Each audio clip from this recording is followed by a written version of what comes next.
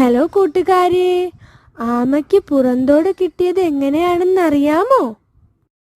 ഇഷ്ടമാവുകയാണെങ്കിൽ ലൈക്ക് ചെയ്യാനും സബ്സ്ക്രൈബ് ചെയ്യാനും മറക്കല്ലേ. ഒരിക്കൽ കാട്ടിൽ വനദേവത പ്രത്യക്ഷപ്പെട്ട് എല്ലാ മൃഗങ്ങളെയും വിളിച്ചുകൂട്ടി ഒരു സമ്മേളനം നടത്തി.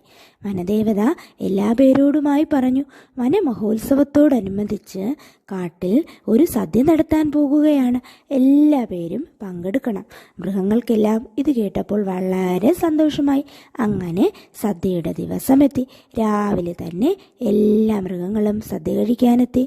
മൃഗങ്ങളുടെ സന്തോഷം കണ്ട വനദേവതയ്ക്കും ഒരുപാട് സന്തോഷമായി.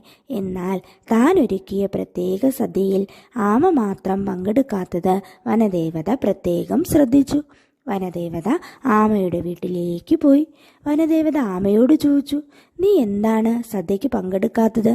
മഹാമടിയനായ ആമ തല മാത്രം വീട്ടിന് പുറത്തിട്ടുകൊണ്ട് പറഞ്ഞു, എനിക്കെപ്പോഴും വീട്ടിലിരിക്കുവാനാണ് ഇഷ്ടം.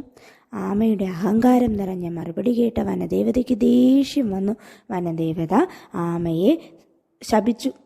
സ്വന്തം വീടിനെ ചൊല്ലി അഹങ്കരിക്കുന്ന നീ ഇനി മുതൽ എന്നും വീടും മുതുകിൽ ചുമന്നുകൊണ്ട് നടക്കാനിടയാകട്ടെ.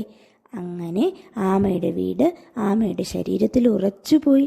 അന്നു മുതലാണത്രേ ആമയ്ക്ക് പുറന്തോടുണ്ടായത്.